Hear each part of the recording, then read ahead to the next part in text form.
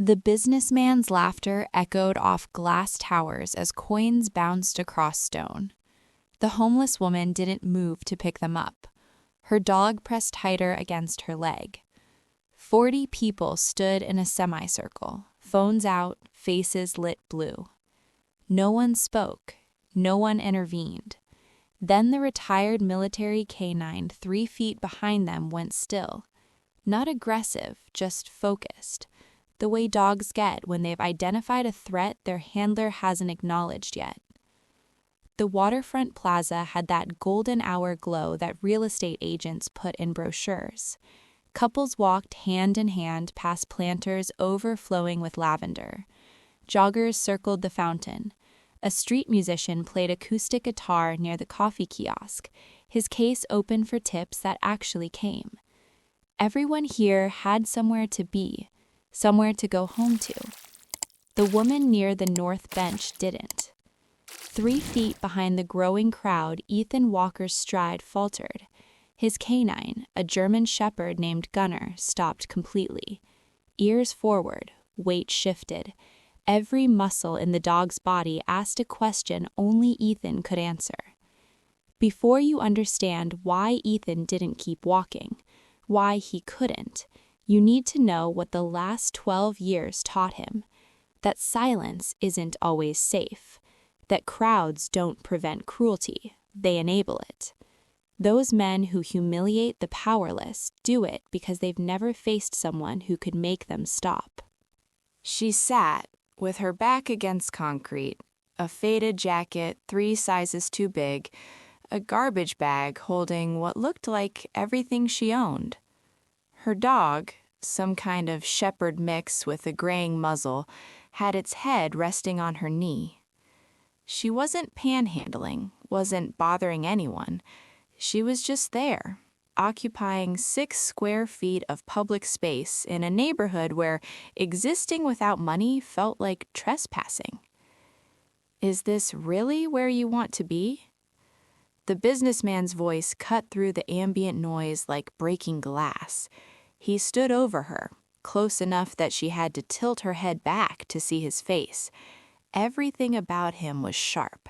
Tailored suit, polished shoes, voice that carried like he'd practiced projecting authority in boardrooms. Right here, in front of families? He pulled his wallet out slowly, made sure people were watching. Then he opened it, thumbed past the credit cards and $100 bills, and pulled out coins, quarters, dimes.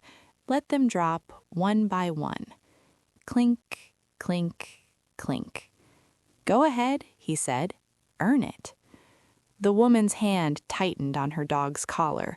Her face had gone carefully blank, the expression of someone who'd learned that showing emotion only makes it worse. The dog stayed pressed against her leg, trembling slightly but holding position. Someone in the crowd laughed. Then someone else. Phones appeared, like they always do. Not to call for help, to document. To share later, to turn someone's humiliation into content worth posting. A woman in yoga pants aimed her camera, adjusting the angle. A teenager grinned, already typing a caption. An older man just watched, arms crossed, like this was dinner theater he'd paid to see.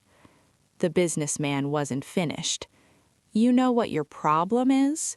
He crouched down, getting eye level with her. His companions stood behind him. 2 younger men in similar suits, faces lit with the kind of cruel amusement that comes from never being told no. You think you belong here, in our neighborhood, on our waterfront. He gestured broadly at the plaza, the condos, the artisanal bakery with the $12 sourdough. This is for people who contribute, who works, who doesn't make the place look like... He waved his hand at her dog, at the garbage bag. The woman's lips moved. No sound came out. What's that? The businessman leaned closer, hand cupped theatrically to his ear. Speak up. Use your words. Her dog's ears flattened. A low sound built in its throat, not quite a growl, more like a question. Should I? Can I? The woman's fingers dug into the scruff of the dog's neck, holding it, holding herself. Behind the growing semicircle of spectators, Ethan had been walking the waterfront with Gunnar for the last 20 minutes, letting the dog stretch his legs after a day of physical therapy appointments. Just routine, just home, just trying to remember what normal felt like after 12 years of defining normal as something completely different. But Gunnar stopped walking. Full stop. Weight shifted back, ears forward, every muscle in the dog's body locked into a posture Ethan knew intimately. Threat detected, awaiting instruction. Ethan followed the dog's line of sight. He saw the crowd first, then the phones, then the woman on the ground, shoulders curved inward like she was trying to disappear into her own rib cage, her dog tucked against her, protective, but helpless. And he saw the businessman, still crouched, still smiling, performing for an audience that was letting him. Ethan's jaw tightened. His first instinct was tactical: assess the threat level, identify exits, determine if intervention escalates or de-escalates the situation. His training said observe. His gut said something different. A jogger passed between them, briefly blocking his view. When she cleared, the businessman was standing again, brushing invisible dirt from his knees like he'd just handled something contaminated. "Come on," he said to his friends. "Let's get a drink somewhere that doesn't smell like a kennel." They started to turn away. The crowd began to disperse, already scrolling through their phones, moving on to the next thing, the next moment, the next piece of content. The woman stayed exactly where she was, frozen. Her dog licked her wrist once, tentative, like it was trying to bring her back from somewhere far away. Ethan took one step forward, then stopped. Hesitation kills people. That's what his instructor had drilled into them during selection. The mission fails in the space between deciding and doing. But this wasn't a mission. This was a plaza, a businessman, a homeless woman who'd already been humiliated enough for one evening. What would stepping forward accomplish? What would it cost her if he made this worse? Gunnar looked up at him, waiting. The dog didn't pull, didn't whine, just waited for Ethan to be sure. Ethan watched the businessman rejoin his friends near the cafe entrance, laughing, already ordering, watching the woman reach for the coins scattered around her, not eagerly but methodically, like this was just another task in a long list of indignities she'd learned to absorb.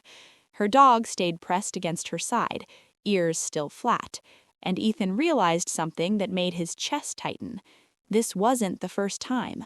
The woman's posture, the dog's tension, the practiced efficiency of her humiliation, this was routine, rehearsed, expected. The businessman knew exactly how far he could go because he'd done it before, and no one had ever made him stop. The businessman's voice carried from the cafe entrance, loud enough to be intentional. "Did you see her face? Like I'd actually kicked the dog or something." Laughter from his companions. "Jesus, I was doing her a favor. Maybe now she'll find somewhere else to be a public health hazard." "Your family literally built half this neighborhood," one of the younger men said. "You shouldn't have to look at that on your way to dinner." "Exactly. It's called standards." Ethan's hand tightened on Gunnar's lead. The dog glanced up at him, reading the tension in the leather. The crowd had thinned. The street musician had packed up his guitar. The joggers had moved on to their second loop. The plaza was returning to its curated version of normal, the kind where unpleasant things get edited out before posting. The woman was still picking up coins. Her movements were mechanical, precise. She'd done this before, not metaphorically, but literally.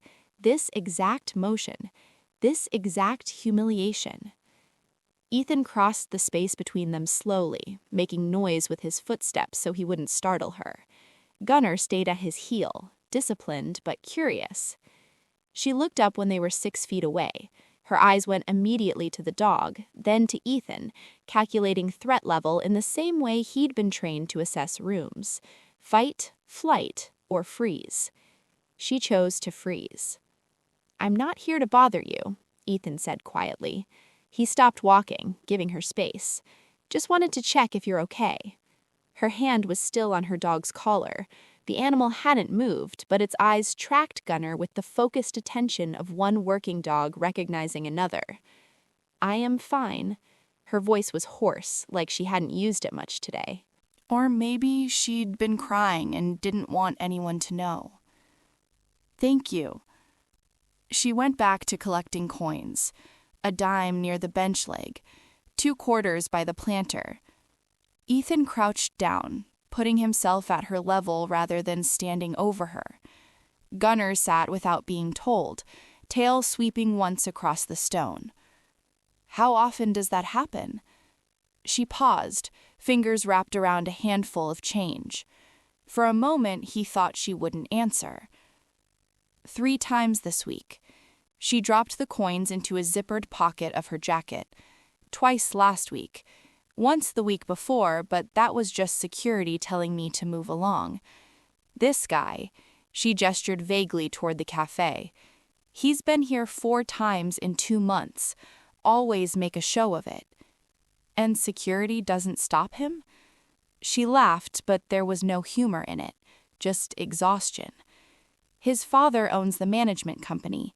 Security gets their checks from the same place he gets his apartment. Her dog shifted closer, pressing its shoulder against her ribs. She rested her hand on its head automatically, the kind of touch that comes from muscle memory, comfort given and received simultaneously.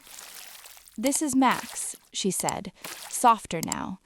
"He's 15, got arthritis in his back legs, can't walk as far as he used to."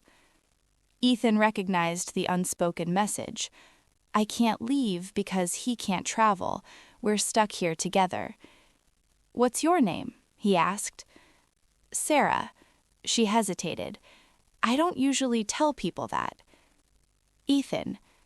They sat in silence for a moment. The fountain behind them burbled. Someone's wind chimes hung from a balcony above, making soft metallic sounds in the evening breeze. "I used to work," Sarah said suddenly, like she needed him to know. "Data entry. Nothing fancy. But I had an apartment. I had a car. Then Max got sick. Vet bills. Then I got sick. Hospital bills." Then she shrugged. "You know how it goes. One thing, then another, then suddenly you're here. And he thinks you're here by choice. He thinks I'm here to ruin his view." She looked at Max, fingers scratching behind his ear. "I stay because there's a pharmacy 2 blocks away that'll give me Max's pain medication at cost. And because the fountain water is clean enough for him to drink. And because..." Her voice cracked slightly. "Because after you've been chased out of enough places, you stop trying to find new ones." Ethan felt something shift in his chest. Recognition, not of her situation, but of the math she was doing, the same kind of tactical calculation he'd learned in the field. Where can I be safest? What resources are accessible? Who's the biggest threat? The businessman was still visible through the cafe window, ordering wine, laughing with friends who treated humiliation like entertainment. And Sarah was still on the ground, rationing coins, making sure her 15-year-old dog had enough medication to make it through another week. This is what power looks like, Ethan thought. Not the uniform, not the rank, just the ability to decide who gets to exist in public and who doesn't. Why doesn't anyone stop him? The question came out before he could filter it. Sarah met his eyes. Hers were a pale brown, and they held the kind of weariness that comes from answering this question for yourself 1,000 times. Because stopping him would cost them something. She stood slowly, joints stiff from sitting on cold stone. Max rose with her, limping slightly on his back left leg. and I'm not worth the cost. She gathered her garbage bag, slung it over her shoulder. "Thank you for checking on me," she said. "Most people don't even look." She walked away slowly, Max keeping pace beside her, heading toward the north exit where the streetlights were just beginning to flicker on. Ethan watched her go. Gunnar whined softly, not distressed, but questioning. "Are we done? Is this finished?" Ethan didn't know how to answer that, because the real question wasn't why no one had stopped the businessman before. The real question was darker, heavier, and Sarah had already given him the answer. Stopping him required someone who had nothing left to lose, or someone for whom the cost didn't matter. And Ethan was starting to realize he might be both. Ethan was halfway across the plaza when he heard the voice again. "Oh, come on, you're back already?" He turned. So did Gunnar. The businessman had emerged from the cafe, wineglass still in hand, his companions trailing behind like an entourage. And Sarah had stopped walking. She stood near the fountain, 30 feet from where she'd been sitting before, Max pressed against her leg. "I wasn't," Sarah's voice was barely audible. "I am just passing through." Passing through. The businessman set his wineglass on the fountain's edge, perfectly balanced like he owned that too. "With all your belongings, just coincidentally passing through the exact same plaza you've been contaminating for weeks." One of his companions laughed. The other pulled out his phone. A couple walking past slowed their pace, glanced over, then kept moving. A woman pushing a stroller made eye contact with Sarah for half a second before looking away, walking faster. Ethan felt his jaw tighten. Gunnar's weight shifted almost imperceptibly toward the confrontation. "Look," the businessman continued, his tone shifting to something that almost sounded reasonable. "I'm not trying to be the bad guy here. I'm trying to maintain standards. This is a family neighborhood. People pay a lot of money to live here, to raise their kids here. And you," he gestured at Sarah, at Max, at the garbage bag, "you make people uncomfortable." "I'm not hurting anyone," Sarah said quietly. "You're hurting property values. You're hurting the community's image. That's not nothing." He looked around, addressing the small crowd that was forming again. "Am I wrong? Does anyone here actually feel safer with transients camped out where their children play?" Silence. A man in running gear shrugged, non-committal. A teenager with headphones just watched, filming. "See?" The businessman spread his hands like he'd just proven a mathematical theorem. "This isn't cruelty. This is civic responsibility. Someone has to care about keeping this place livable." Ethan scanned the plaza. Security was visible now, a uniformed guard standing near the cafe entrance, radio clipped to his belt, hand resting casually on it. He was watching the interaction, not intervening, just watching. The guard's posture told Ethan everything he needed to know. "I see what's happening. I'm choosing not to care." "I think you should move along," the businessman said, his voice still carrying that veneer of reasonableness. "Voluntarily, before we have to involve the authorities." Sarah's fingers dug into Max's fur. The dog looked up at her, reading her distress. "Where am I supposed to go?" The question came out small, defeated. "Honestly, not my problem." The businessman picked up his wineglass, took a sip. "There are shelters, services, resources for people like you. Use them." "The shelter doesn't take dogs." "Then make a choice." The words hung in the air like a threat. Choose the dog or choose survival, as if those should be separable, as if 15 years of companionship could be discarded for the convenience of strangers who found poverty aesthetically displeasing. Ethan's hands curled into fists. Gunnar pressed against his leg, not pulling forward, but ready, waiting for the command that would make sense of the tension radiating through the leash. Step in, do something, make this stop. But what exactly? Ethan had spent 12 years operating in environments where authority was clear, rules of engagement were defined, and violence, when necessary, was authorized. Here? Here the rules protected men like this, men whose fathers owned buildings, men who could humiliate people in public and call it civic pride. If Ethan intervened, what happened next? Would security arrest Sarah for trespassing? Would the businessman press charges? Would Ethan's involvement make her situation worse instead of better? Hesitation kills people, but so does recklessness. A woman in the growing crowd spoke up, her voice tentative. Maybe she could just, I don't know, find somewhere else. There are other parks. Exactly, the businessman said, smiling at her like she'd just volunteered the correct answer. Reasonable people being reasonable. The woman nodded, already walking away, satisfied she'd contributed something helpful. Another bystander chimed in. I mean, he's kind of right. My kids play here. Not our problem, someone else muttered, but loud enough to be heard. The businessman looked directly at Sarah. Last chance. Walk away, or I call him over.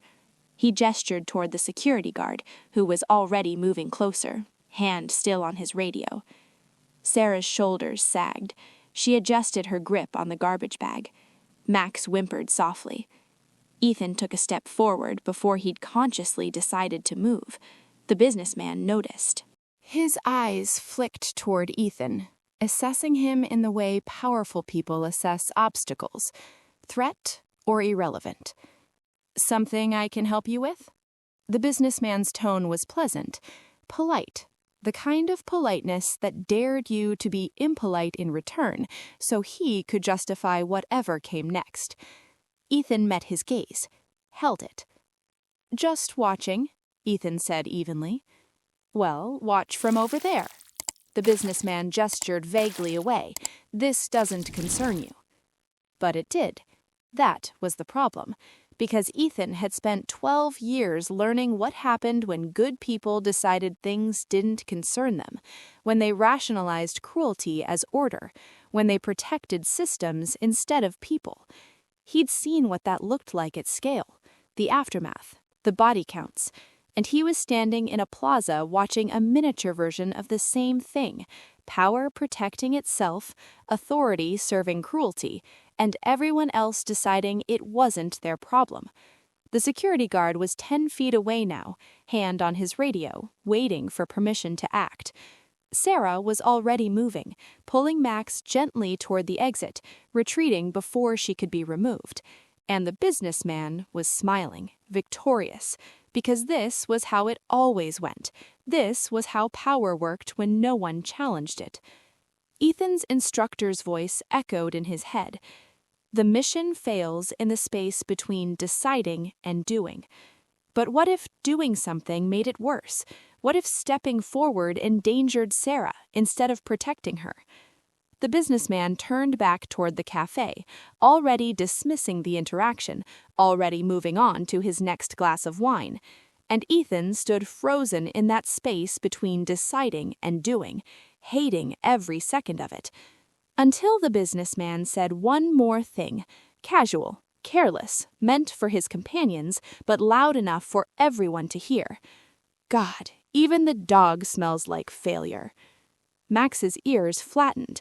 Sarah's hand trembled on the leash, and something in Ethan's chest shifted from restraint to certainty. Sarah had made it maybe 15 feet when the businessman called after her. Wait, you forgot something. She turned slowly, Max limping beside her. The hope on her face was painful to watch, the kind that comes from being disappointed so many times you barely recognize it anymore. The businessman pulled coins from his pocket, the same quarters and dimes from before, maybe more. He held them up like an offering, then tossed them. Not toward Sarah, toward Max. The coins bounced off the pavement inches from the dog's paws. Max flinched, ears flat, but held his ground. 15 years of loyalty didn't break from surprise. There, the businessman said. Now you got your payment. You can leave." Sarah's voice came out broken. "Please, just let us go." "I am letting you go. I'm being incredibly generous, actually. I could have security remove you. I could file a complaint. I could make this much harder than I'm making it." He stepped closer, invading the small amount of space Sarah had claimed. "But I'm giving you a choice. Leave, and don't come back." Max shifted, placing himself slightly between Sarah and the businessman. The dog's back legs trembled. Arthritis, pain, or fear, maybe all three. But he stood his ground. The businessman noticed. His expression changed. "That thing growling at me?" His voice went cold. "Did your dog just threaten me?" "He didn't." Sarah's hand wrapped around Max's collar. "He's old. He's scared. He wouldn't hurt anyone." "I don't care how old he is." The businessman moved closer, deliberately. "You need to control your animal before someone controls it for you."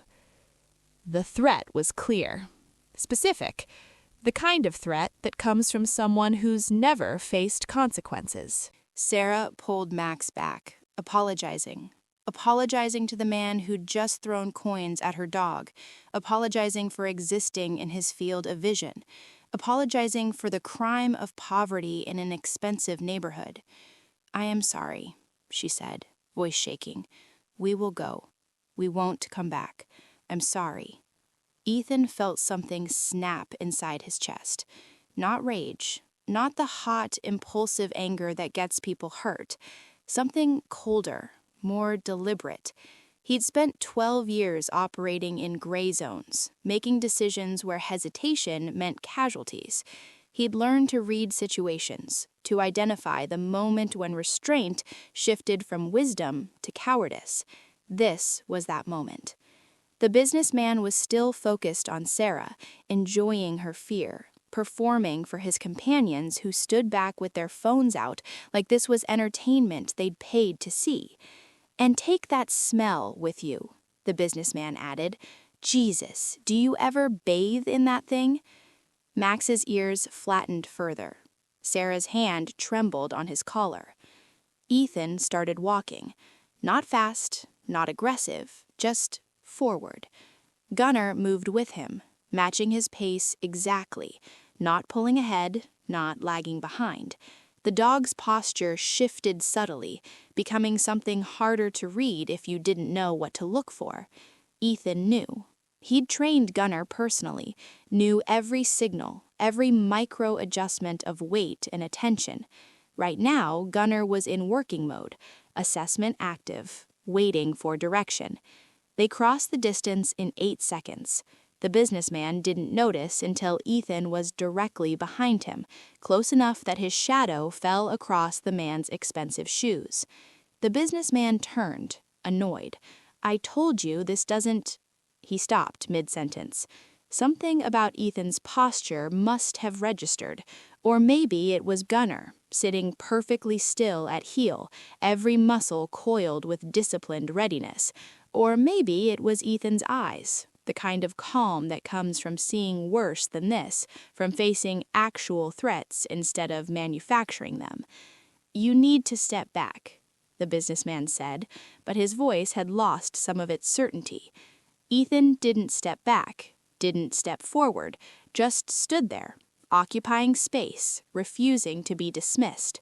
"She's leaving," Ethan said quietly. "You won. Then why are you still here?" "Because you're not done yet." Ethan's voice stayed level, conversational. "You're going to say one more thing, make one more comment, and I'm trying to decide if I let you." The businessman's face flushed. "Excuse me?" Behind them, Sarah had stopped walking. Max sat heavily beside her, exhausted from standing, from trembling, from 15 years of protecting someone who couldn't protect herself. "You heard me." The businessman straightened, pulling rank from somewhere, trying to reassemble his authority. I am asking you to leave.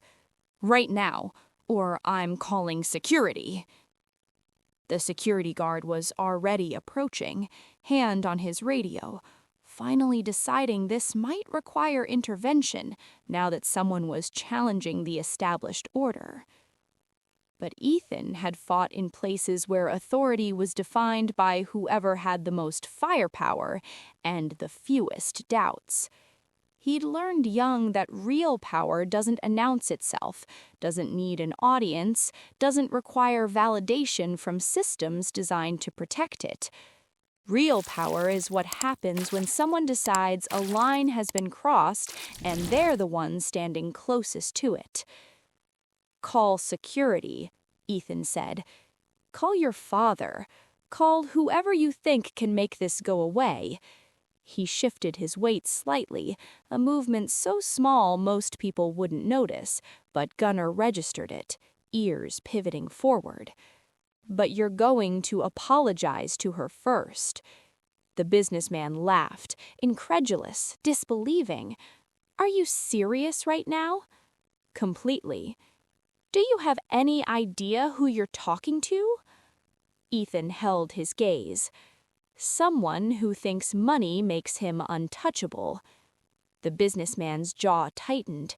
His companions had gone quiet, no longer filming, suddenly uncertain about what they were witnessing. Security was 10 feet away now, voice crackling over the radio, calling for backup.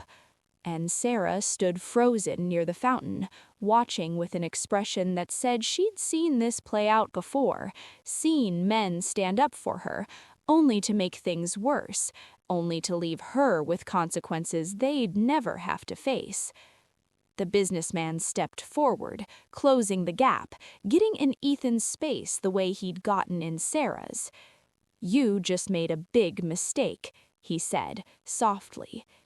Ethan didn't move, didn't blink, just let the silence stretch long enough for the businessman to realize what he'd missed earlier: the bearing, the posture, the absolute certainty of someone who'd spent years learning exactly how much force was necessary and when.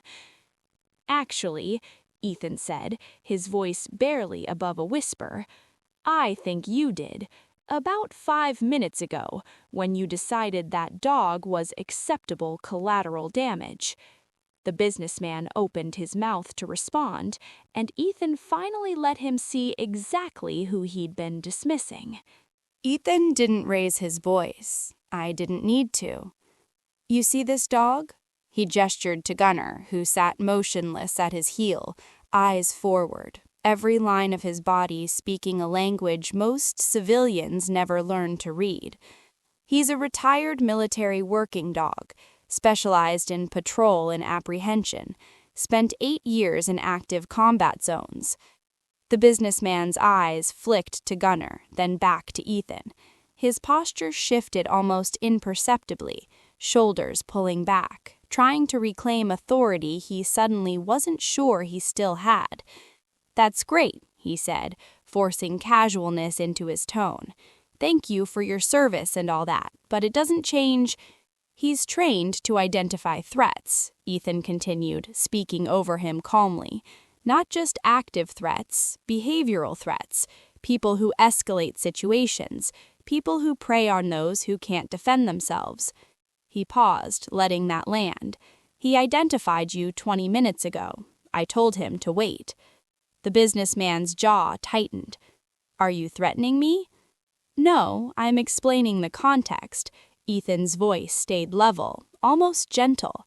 "See, I spent 12 years learning how power actually works, not the kind that comes from your father's bank account, the kind that matters when systems fail, when authority protects the wrong people, when someone has to decide if they're going to watch or act." Security had stopped walking. The guard stood 15 feet away, hand still on his radio but no longer calling for backup, just listening, watching. The crowd had gone completely silent. "I don't know what you think you're doing," the businessman said, but his voice had lost its edge. "But you need to step back, right now." Ethan didn't move. You threw coins at a woman, at her dog. You threatened an animal that can barely walk. You did it because you thought no one would stop you. I didn't threaten anyone. You said someone would control her dog for her. Ethan's tone remained conversational, factual. That's a threat, specific and actionable, the kind that gets documented. The businessman glanced toward security, toward his companions, looking for support that wasn't materializing. This is harassment. No, this is accountability. One of the businessman's companions took a step backward, then another. The phones had been lowered. No one was filming now, or if they were, they'd shifted their angle, their allegiance. Ethan reached into his jacket slowly, deliberately, and pulled out a worn military ID card. He held it up just long enough for the businessman to see the insignia, the rank, the designations that meant nothing to most people, but everything to anyone who understood how the chain of command actually worked. Ethan Walker, Navy SEAL, retired. He put the ID away, which means two things. First, I know exactly how much force is legally justified to stop someone from threatening a service animal, and yes, her dog qualifies, based on companionship and medical support statutes. He let that sink in for a beat. Second, I know how to document incidents for law enforcement review. Time, location, witnesses, specific statements. I have done it hundreds of times. I'm very good at it. The businessman's face had gone pale, not with fear, not yet, but with the dawning realization that this wasn't going the way these interactions usually went for him. "You're bluffing," he said, but it sounded like a question. "Try me." Gunnar shifted slightly, still sitting, still calm, but the movement drew every eye in the plaza. The dog's presence had transformed from background detail to active participant without a single aggressive gesture. The security guard cleared his throat. "Sir," he was addressing the businessman now, not Ethan. "Maybe we should all just take a step back here?" "Are you serious?" The businessman whirled on him. "I am the one being harassed. I'm the one who—" "Sir, I really think your father pays your salary," the businessman snapped. "Remember that." The guard's expression hardened. Something shifted behind his eyes, the look of someone who'd been waiting for permission to stop pretending to be nice. "Actually," the guard said quietly, "the management company pays my salary, and they pay me to prevent incidents, which means documenting when someone creates a public disturbance." He unclipped a notepad from his belt. "Would you like to give a statement, sir, about what happened here tonight?" The businessman stared at him, speechless. Ethan watched the power dynamic collapse in real time, watched the businessman realize that money and name recognition only worked when everyone agreed to play along.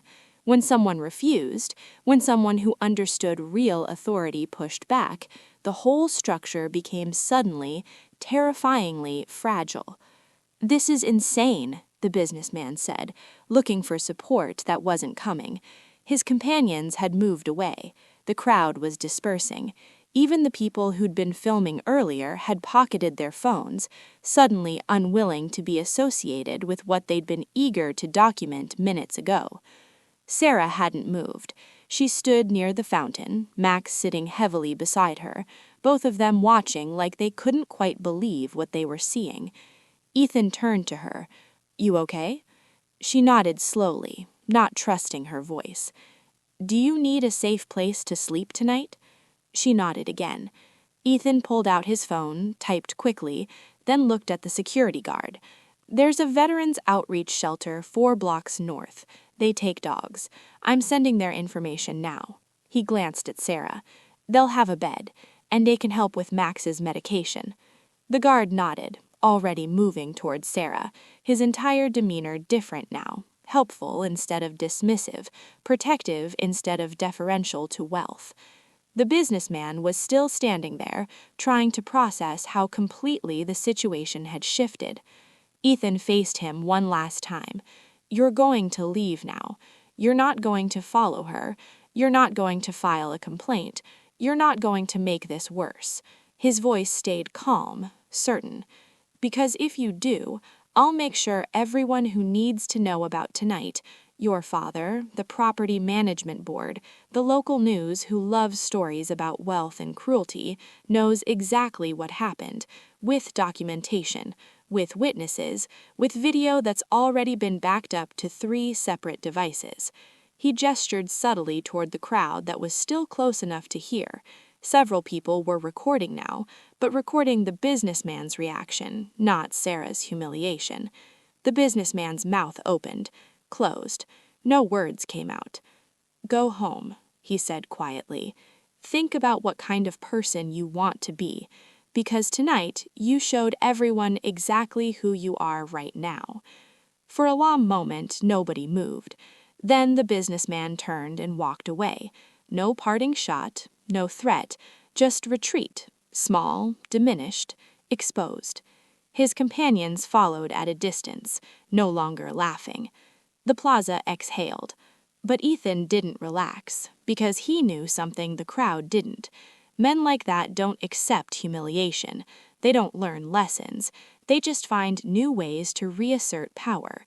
And the real question wasn't whether the businessman would retaliate. It was whether Ethan had made Sarah's life safer or painted a target on her back that he wouldn't be around to protect. The security guard walked Sarah to the shelter himself.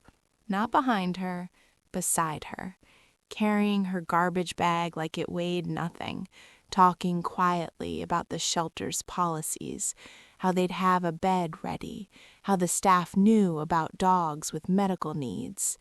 Max limped alongside them, moving easier now that the immediate threat had passed, though his ears were still slightly back, not fully trusting yet, but willing to try. Ethan watched them go. Gunnar sat at his heel, still in working mode, still scanning the plaza for threats that were no longer present. The businessman's wine glass was still on the fountain's edge where he'd left it, abandoned, half empty, already forgotten by the man who'd set it down so confidently 20 minutes ago. A woman approached Ethan carefully, like she wasn't sure if it was safe to speak. "Thank you," she said quietly, "for doing something. I should have—" She stopped, trying to find words for the guilt that had been building since the first coin hit the pavement. "I should have said something." "You're saying something now," Ethan said. She nodded, eyes bright with tears she was trying to hold back. "I filmed it, the whole thing. If she needs it, if there's ever any question about what happened, I have it." "Keep it somewhere safe," Ethan told her. "And if anyone asks, you'll tell the truth." "Yes, absolutely." She walked away, but slowly, looking back once like she was memorizing what accountability looked like when it actually showed up. Another person approached, then another. Not to thank Ethan, though some did, but to make the same quiet confession. "I should have done something. I didn't know how. I was afraid. I told myself it wasn't my problem." Ethan listened to each one, didn't judge, didn't lecture, just nodded, accepted their words, and let them carry their own weight. Because shame was its own teacher, and these people would remember this night differently than the businessman would. They'd remember that they watched, that they filmed, that they chose comfort over courage. And maybe, next time would be different. The plaza was emptying now, the lights dimmed, the fountain's burble seemed louder in the absence of conversation. A janitor emerged to collect the wine glass, the scattered coins, and the physical evidence of cruelty that would be swept away like it had never happened. Except it had happened, and people had seen, and this time someone had stopped it. Ethan crouched down, ran his hand along Gunner's side. The dog leaned into the touch, releasing the tension he'd been holding, transitioning from working mode back to companion. "Good boy," Ethan said softly. "You did good." Gunner's tail swept once across the stone. They started walking toward the south exit, leaving the plaza behind. The streetlights had fully taken over from the sunset now, casting everything in that artificial yellow glow that made shadows sharper, edges harder to soften. Ethan's phone buzzed, a text from the security guard. "She's settled. They gave her a room on the ground floor so Max doesn't have to do stairs. She wanted me to tell her thank you. She didn't think anyone would ever—" The message trailed off, unfinished, but Ethan understood what it didn't say. She didn't think anyone would ever see her as worth defending. He pocketed his phone without responding. Some things didn't need acknowledgement. They just needed to be true. Behind them, the plaza continued its evening rhythm. Couples still walked hand in hand. Joggers still circled the fountain. The street musician had returned, case open, playing something quieter now, softer, more thoughtful. But the people moved differently, looked at each other differently. Several had stopped to talk, strangers sharing something that felt like collective reckoning. One woman was on her phone, searching for homeless outreach programs. A man was reading about service animal protections. A teenager had already posted about what happened, not the humiliation, but the intervention. Not the cruelty, but the moment someone decided it would end. The plaza looked the same. Polished stone, glass towers, lavender and expensive planters. But something fundamental had shifted. Because power, real power, isn't about who can humiliate the vulnerable without consequence. It's about who stands up when consequence is the only thing left to offer. Ethan and Gunner reached the edge of the plaza, where light gave way to the darker streets beyond. He paused, looked back one final time. The businessman's expensive wine glass had been cleared away. The coins had been collected. The physical evidence was gone. But memories remained. Witnesses remained. And the woman who'd been invisible for months was now sleeping somewhere warm with her dog beside her because one person decided that silence wasn't neutral, it was complicity. Ethan turned away from the plaza and kept walking. Gunner matched his pace, calm and steady, the way military working dogs move when the mission is complete and the threat has been neutralized. But as they disappeared into the darker streets, past the expensive condos and the curated public spaces, Ethan felt the familiar weight settle back into his chest, the knowledge that what happened tonight was an exception, not the rule. Tomorrow, the businessman will wake up in his expensive apartment, would probably tell the story differently, would find a way to be the victim, would continue living in a world where power protected itself and consequences were for other people. And Sarah would wake up in a shelter bed safer than she'd been in months, but still homeless, still vulnerable, still one bad day away from being back on that plaza with no one to defend her. One intervention didn't fix a broken system. One moment of accountability didn't dismantle the structures that made cruelty easy and kindness costly. But it was something. And sometimes, Ethan had learned, something was all you could offer, and all someone needed to remember they were worth defending. He disappeared into the evening with Gunner at his side, just another veteran walking his dog, invisible in the way that dangerous people often are. The most important ones rarely announce themselves. They just show up when lines get crossed, and they stay calm while everyone else remembers what accountability feels like. So here's the challenge. We just hit you with a story about one person refusing to stay silent. Now it's your turn. Tell us where you're watching from in the comments. Subscribe if you want more stories that matter. Share this if you know someone who needs the reminder that quiet courage changes everything. We're almost at 1,000 subscribers. Help us prove good storytelling still wins. Let's go. The strongest justice doesn't need spectacle. The most dangerous people don't raise their voices, and sometimes the most important thing you can do is refuse to keep walking when everyone else already has.